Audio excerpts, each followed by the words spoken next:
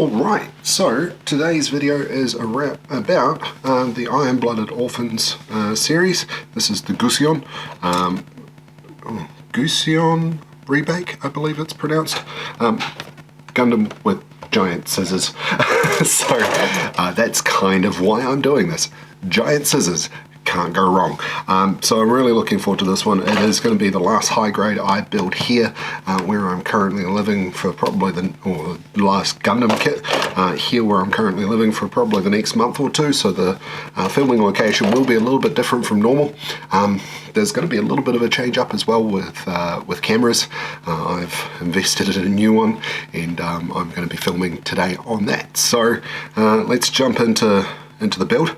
I'll see you on the other side for the review.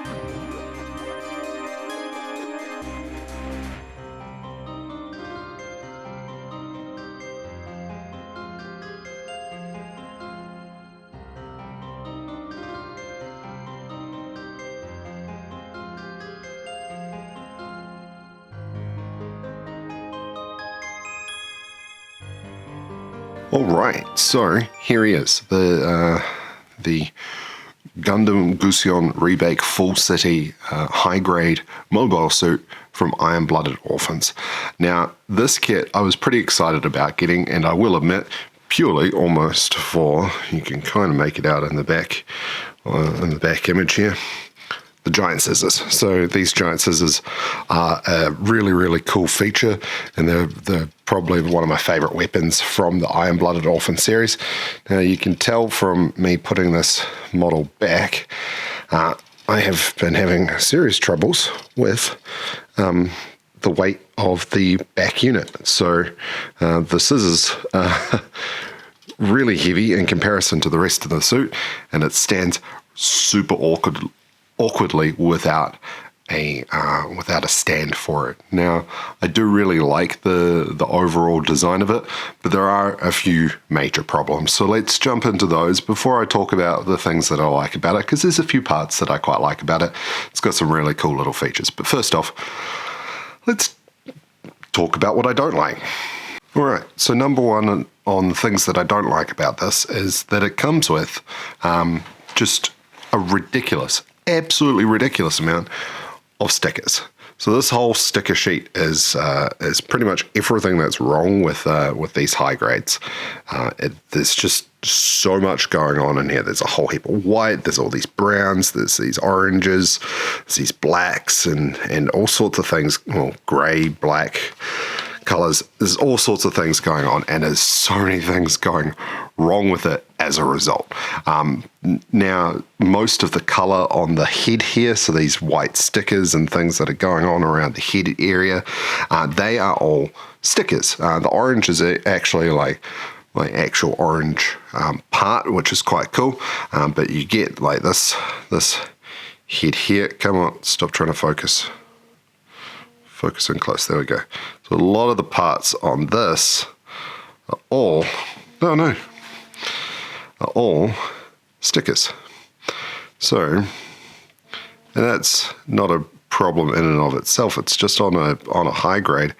These stickers are really hard to put on for someone with, as you can see, the head is smaller than one of my fingertips. So it's really awkward for me. So it doesn't end up giving a good result. I could paint them, sure, but I'd really like it if they just went that extra little step further, and instead of having 3 orange pieces, they gave us 6 orange pieces, and they gave us 2 of these, but a couple of them were like just clipping little orange parts for the side of the head, and that'd be great. Come on, focus, there we go. But they don't. So that is a major problem. But if you don't worry too much about color correction, it's not a huge issue, because it ends up being still a fairly cool model with the absolute bare minimum of stickers. So I think I've put 3 stickers in total.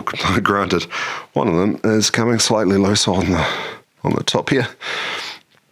But like, there's like 3 stickers in total on this entire kit at the moment, so it's not hard to see that it still looks pretty cool.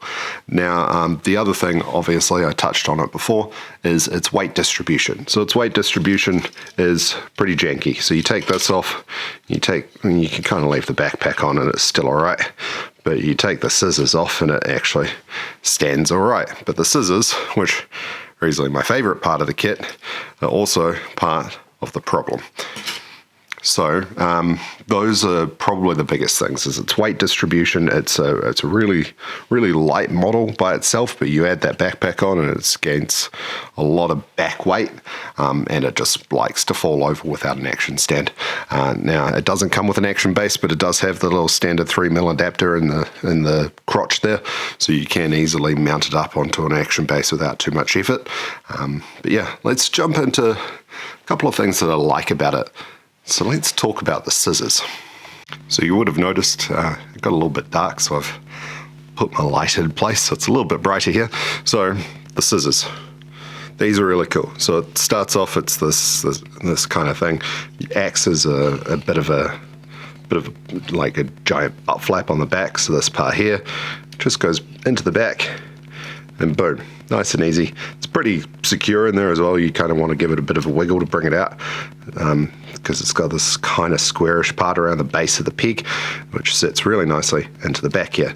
But it's really, really cool. So they just fold down. Nice and easy. Pull these out to give it something to hold on to.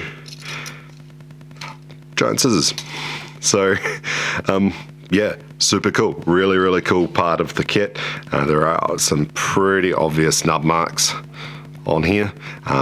Again, I am a speed builder. I do a 1-snip build. So if you took a bit more time, you've got some real nice God hand nippers or something like that. These would probably not be quite so standoutish, but for someone that's kind of snapping everything together, holding it onto the back. Oh, here we go. Like this, you can't see them. So when it's put together like this, you can't see it, but when you've got it all folded out, the seam lines start to show, unfortunately. So it is a really, really cool weapon. Like I said at the start of this review, it's probably my favorite weapon in the Iron-Blooded Orphans TV series. It's just a really, really cool weapon, just massive blunt force. It's totally what the pilot would be into, and yeah, it's really cool. I'm not going to go through the effort of putting it into the hands because yeah, that's annoying. But the other part, speaking of hands, is it comes with extra arms. So you do need to pop these shoulder units up a little bit, but you get these extra arms coming out, which is super cool. So you bring those back down, and he's now got 4 arms. So it's what's the joke? Why did the octopus? How did the octopus go to war? Well armed. So yeah, you end up with these 4 different arms. So you've got all sorts of different posing options and battle options. And if you've got just a whole bunch of beam sabers from other things, you could do a General Grievous, which would be really cool, and all sorts of different stuff. So you can do some really cool things with this high grade. Overall, he is quite a cool kit, but he is generally quite flimsy. I've had quite a bit of trouble with this waist joint. He just comes out really easily. Like that's the polycap sitting in there. Like the polycap's gotten stuck, but the socket is just, yeah, it's real flimsy.